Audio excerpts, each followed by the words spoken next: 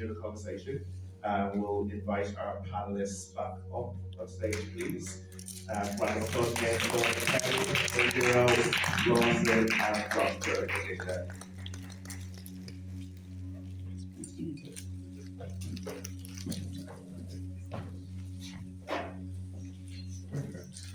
Welcome back, panelists.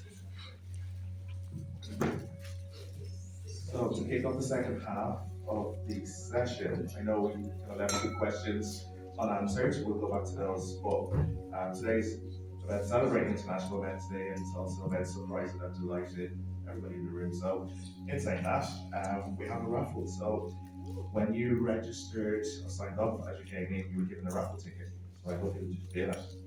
If you don't have it, there's no chance to win. So what we'll do is we'll pick 4 names out of it's not yet half, but it's a glass bowl. Each of our panelists will pick a number, and if that number comes. To say that we are the ones who determine what a safe space is. If your workplace isn't safe, there's no point crying at the board meeting. No point, because you are really shooting yourself on the foot. Does not mean you shouldn't cry. Be aware of it. Find your own safe space to do what you need to do. Sometimes we want to change the environment by being vulnerable. You're so vulnerable. You can't be doing that at that time. So you fight when you're strong, not when you're feeling vulnerable. Same topic? Same. Yeah. Just like one thing. Go to. Yes, just sorry. I think for me, the problem is a definition of vulnerability. Too many people see it as a negative, all right? And so we look at it from that aspect. But if you really want to look at the world, there's been no success without putting yourself out there to be vulnerable. And doing that means you could fail or you could succeed. So if you see vulnerability as a positive, knowing that if I put myself out there, putting my hand out to be slapped. So where do we go with that? I mean, personal experience. When I lost my mom, I thought I was strong enough, I've dealt with it and all that. But I got back to work, and the first day everybody was asking, I just went to the office and and that is it. Sometimes, find your space, do what you have to do. Like vulnerability, let's redefine vulnerability in our minds. What does it really mean? I think just protect my voice. So that really good insights from the audience, and that's a nice segue to the next question, which obviously I see we've already voted on, which is what does strength mean to yourself beyond physical strength? So every corner you look, there's either a pub or a gym these days. So it's all about physical strength. It's all about who can lift and bench the hardest. I know, Lawson, you're into your kind of Muay Thai. I get tired of my Instagram stories just forever in the gym. And in terms of the audience there, I wish I wore my glasses now. So those proper answers there is emotional resilience, mental toughness, and showing weakness. Naturally, one person voting that. So maybe, Lawson, you might kind of start with helping us unpack the results there. So for yourself, what does strength mean to you beyond physical strength? And then Asia, maybe you can add on to that as well. I definitely think strength beyond physical strength is 100% like the emotional resilience and the mental toughness. And, I think it's like touch back on my own personal experiences. Getting those no's. Again, going in an industry where everything is stacked against me, but being able to push through and be like, look, this is the destination I want to go, and pushing through that and having that resilience and the mental toughness. I think that just to me is what strength is, but also equally as well, ability to stay calm under pressure. Because I've been in situations before where you're experiencing those those glass ceilings that I'm talking about, and maybe covertly racist things being said and stuff like that, and you have to just be tough in that situation and stay calm under pressure. I think those two things are definitely what I think strength is beyond physical strength. I completely agree. emotional resilience. But that comes with knowing yourself, knowing what you stand for. A lot of us, and this is where maybe we're going to go into counseling and stuff like that, in therapy, where you can identify your strengths, and what is important to you. Because if you go into Tesco and you're looking to buy a biscuit, if you don't know the one you like, you're going to open all the packs and you're spending time, spending money, and you're not getting what you want. Knowing yourself helps you understand what your strength is, and it's unique to all of us. Do you want to add something to that, Doctor? I know.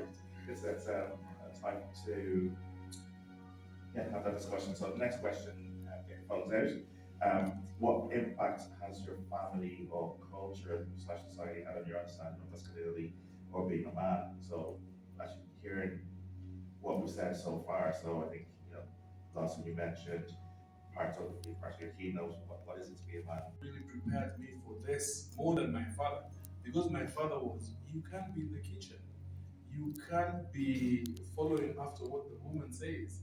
But here I was for 5 years, I had to sit back, I had to prepare the food in the house, I had to, so I really like this thing of being prepared by your mother is real. And I had what you say there. How does your mother prepare you? I usually have a joke that I tell my spouse, you prepare your son to be a prince, I prepare him to be a king.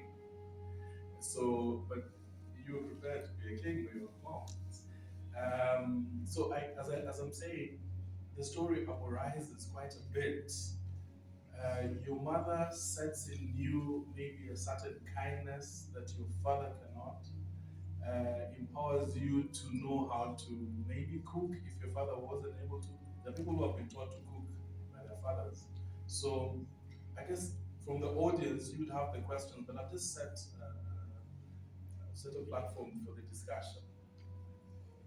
Great, thanks, Dr. Zach. After Kenny, I'm going to ask Kenny from a male's viewpoint, right? And maybe we'll leave it open for a couple of inputs from the audience as well. So, similar to the question to Dr. Zach, from a male perspective, how do the men in our lives, our uncles, dads, nephews, shape how we think of masculinity? Yeah, great question. I suppose the way I want to answer this, and it was, I think how much I reached out to me about who inspires me, the man that inspires me, and the example I gave was my uncle, and the reason why was because ever since I was very young, my uncle has always been around, has always been there to support my mother in raising me and my siblings, and I've always seen him show up for people, whether it be his family, people he doesn't know, he's always showing up, and he's always trying to help and trying to champion people, and that for me that's why he's always one of the first people I think of when I think about an inspiring man in my life and things. And I think it's important to see that because, again, you mirror what you see, and like growing up, if you see someone that you like or someone that like looks like you acting in a certain way, you're more inclined to act in that certain way. And I feel like I've seen him act in this way where he's always taking care of the people around him and always showing up for them. And that's what I always try and do, regardless of what situation I'm in and what scenario I'm in. So I think it just goes back to that thing of mirroring what you see. And I think it's important that like men in your life that show up with the right characteristics, and then that's what men growing up children growing up will see. That's what I've seen in my life, and that's what I try and do. 30 seconds for the vote to be submitted.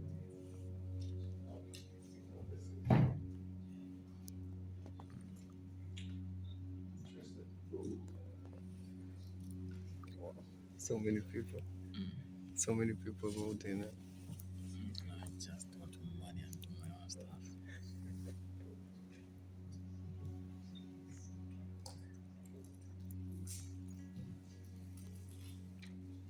Perfect. So we good. We're going to have some interesting one sits in fairly even. So, looking there, you've been testing me now. So even there we have being financially secure and stable and making a meaningful contribution and loving what I do. Okay.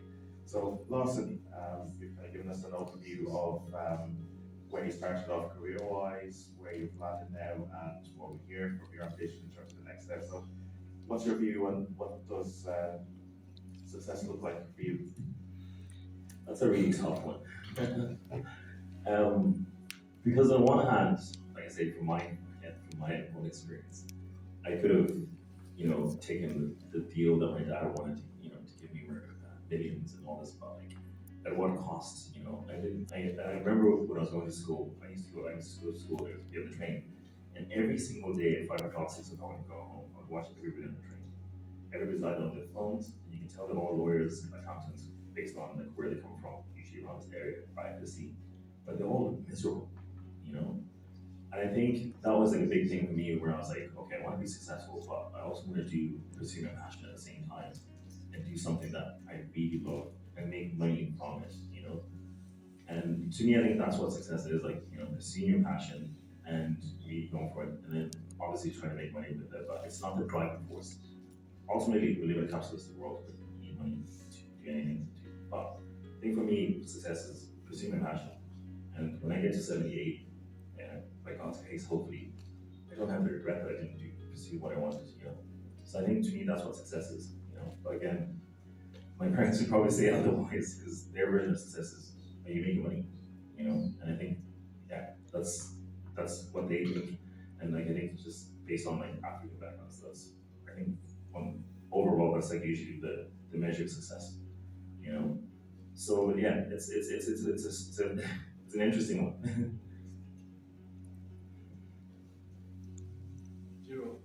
And so hand it over. I think success is a continuum. When you look at it, the Maslow's chart, it's a continuum. And at different phases of your life, success will be different. So initially, maybe when I used to play soccer, scoring that goal with instant gratification was a success. Passing an exam, getting a financial stability, then eventually I look at my success when I see young guys who I have mentored, who I have given a direction, who maybe I have facilitated in paying fees for. That now will be my ultimate success. Seeing a community grow, and maybe in the future they say, oh, there was a guy and he did this. I think that will be exciting.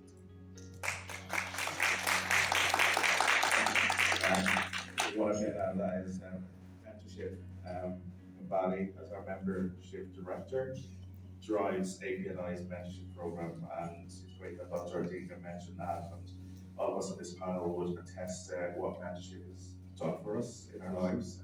Some started very early, some failed mentorship later in their careers, i.e. myself, but we started getting the benefits out of it in terms of not just where we are career-wise, but again, that long-term vision. So to take us into the break, I maybe want to pass the mic to the audience, maybe get your views on this question, maybe 4 or 5 minutes to get, how did you vote, why did you vote, and get your perspectives as well, rather than just hearing us talk. 4 or 5 minutes. Yeah, I got that question. But before I answer that question, gender is it's a big issue. As we all know, there's an alphabet now. And I'm going to be brave enough to talk about the alphabet. When I was in my pediatric surgery, one of the nurses who I was working with came in with I think it was a son. I'm not sure now whether it was a son or a daughter. But until then, he was assumed to be of a particular gender. So what we used to do, we would find out we are all male or female dependent on our physicality and assign gender from our sex organs. Now, but before you get the sex organs, you usually have a gonad. So when a person doesn't have either male or female, we have to investigate.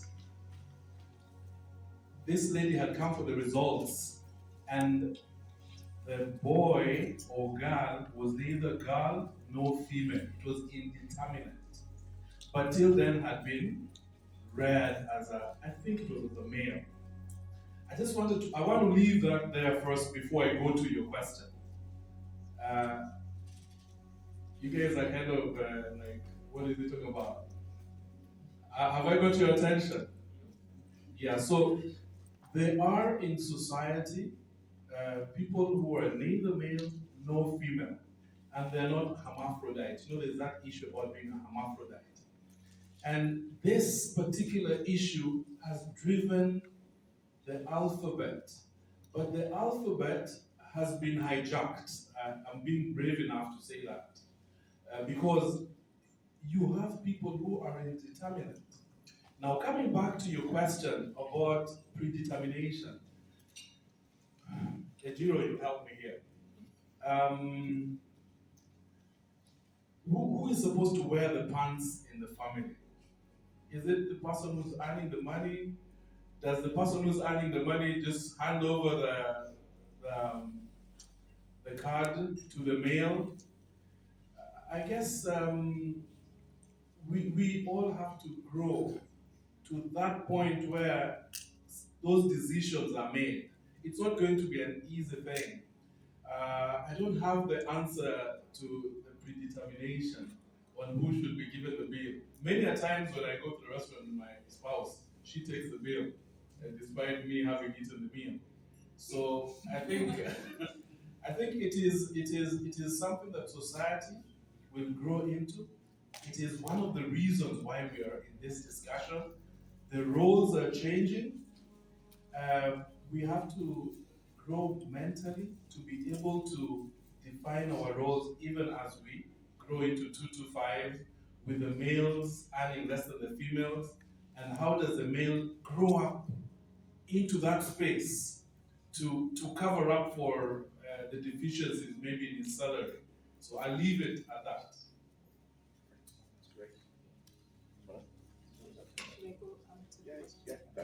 Yeah, that you asked when I said driving, which is kind of related to what you're talking about. If we're going to have to define for ourselves what is working or what works for us in our relationship, we need to figure it out. It's not written anywhere, just like you were born, there's no book written for how you are going to be raised. You live the life and become that which you are. The same with each relationship.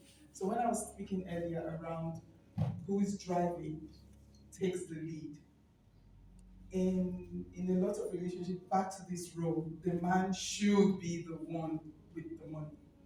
The reality is it's usually not. So we're making decisions like, okay, if we're going to buy something, we can discuss about it, but she's the one bringing the money. And so in this scenario, who is cooking? It is not strictly the woman. Who is available to do the cooking? Who's taking out the bill? It's not strictly anybody. Who's available to do it? And for each of us, we're navigating that space constantly, because that role is what gets us into trouble. You didn't take out the bill, or I've been out all day, and you have been home all day, and you didn't take out the bill. But we're now in a fight that doesn't make any sense, because we're going by the rules as opposed to what works for us in this house. And that's what I mean by, if you're driving, if taking the lead means you're good at this does not mean you're good at everything. This journey to church right now, I'm the one driving, so you can't be at the back and say turn right, turn left. You should be doing this. Take the lead. Does that make sense? Yeah, that's what I want to say around that. So it's difficult. It's easy for us to go by the rules. Very easy. This is what you do. But if we want to create a life that is meaningful, you have to be vulnerable and put yourself into it and figure out, what do I need? What does she need? What does he need? And how can we make that work? Yeah, just to add something, I particularly like to answer and it's pretty different from what is out there. And with a 50-50 philosophy, or I don't know what it is, because this is figuring things out as we go along. It's not that everything is pretty fine. I really like that. Yeah, thank you. Perfect, and that's lots of kind of snippets around finances, right? Which is a nice segue to the next question. So phones out, meant to meter back up, please, and we kick it off again. So next question, which nice flow. What does financial success mean to you? Thank you. Business like this. But have you actually spoken to the person and asked them what would they want you to do, or what do you want to, what would work best for them? And I think it's something that over the years I've been discovering where it's like leaving those assumptions behind and actually just having a conversation with the person and saying, okay, what do you want me to be, or how do you want me to be, and then how can I do that? So how can I be that? And I think it's, again, it's just about that honest and open conversation of being authentic to yourself, not compromising in your beliefs, but also understanding that there's another person that you have to like understand their beliefs and then come to a common ground. So I think it's that honesty and that authenticity, that openness and authenticity is important. Yeah, that was mine. Thank you. I just wanted to really drive that point. When we talk about roles, it's because that's like the quickest way for us to get in line, really. And when we're creating society, it's like, what's the quickest way? You're a boy, you're a girl, just wear blue, you wear pink. Like, that's just efficiency. But now we're trying to create society that is meaningful. And the only way is for us to truly look inwards and be like, who am I? And where do I fit in? And we step away from all those roles. For example, I don't like flowers. Don't be giving me flowers because I'm a woman. I don't want it. I don't want breakfast in bed. It's okay. I haven't even woken up yet. My stomach is not awake. Don't be giving me breakfast in bed. But it's getting to know me and what I want. And you can only do that if you know yourself and you're willing to engage in that conversation. And for each person, it's different. And just recognizing that. And I just want to add finally, if you're in a relationship with somebody or a community, the person that is driving dictates the way we're going to take to church or to the hospital. You can be at the back seat and controlling it. If you want to lead, take the car. Be driving. Yeah? So who is driving doesn't matter if you're a man or a woman. If you're leading, you take responsibility for the direction that we're going. We're just gonna go just one more, and we'll go for a break. Kind of 5 minutes, right? We'll take that question, and then we'll pause the other questions for Parents sit down for what will be retirement in the Western sense. They don't have to worry about stuff. I want them to want to take retirement and not continue working because they took care of their parents and those parents took care of, what we call sort of black tax. In the dream space of breaking that generational curse or whatever you call it. So debt-free means more than that to me, and then moving forward that my children will not have to take care of me, etc., the way that our communities would have or would be familiar with. The financial independence then comes with not having to be so married to a job. But if I have to do it now to get the debt-free, I'll do it. The question is, maybe more close to the gentleman, is being female then and having the anticipation of a partner who would think almost that big, if not bigger. How do we balance that while creating the space for the vulnerability and all the conversations that we had, and not come across as strong arming or come across as, well, you're not meeting this, so I cut you off as a partner. I know there are many things that are important in a partnership, marriage, relationship, building a future, children. There are many, many things. But in our community, and maybe if I draw it back to myself, finances are still a very big thing to make things comfortable, and not just for myself, but generations moving back and generations moving forward. And I imagine if I meet somebody of African descent as well, there might be some financial things in his family that maybe he didn't think it through or didn't think about the fact that but we can be the people who make it such that our children don't have to carry this forward. So I'm not sure if my question is coming together. Just to summarize it is how do I balance it as a female who is going for gold in this financial space, but also not take away that environment that we spoke about in many areas from the prospective suitor.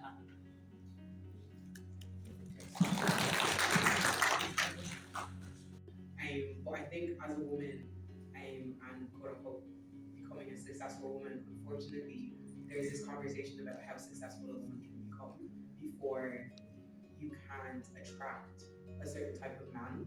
And you kind of find yourself in this place where if I was like kind of striving to be debt free or owning property and stuff like that, like I'm 28, so I would probably be thinking that in my 30s or something that might hinder me being able to find someone I could date because either men will find that quote unquote intimidating, or I might be kind of shutting myself off to the type of man that I want. And sometimes financial success as a woman can be seen as a quite like negative thing if you have it too early, because it almost seems like you're trying to overpower a man. But I think there also needs to be a conversation about men continuing to improve themselves in relationships as they grow. Because I think most women will probably find a way of improving themselves, and at times you might become unequally yoked with somebody that you may have been equally yoked with at a certain point in your career and time. So for me as a woman in 2024, I think the financial success conversation is a little bit confusing, because even outside of money, certain things you do, status, I think sometimes in 2024 is almost on par with financials at times, depending on the fields that you're in and stuff like that. So to be viewed in that sense can be a little bit uncomfortable at times. So yeah, that's why I chose the freedom, conversation, and security. Yeah. Thanks. Either how do you define financial success and how do men consider,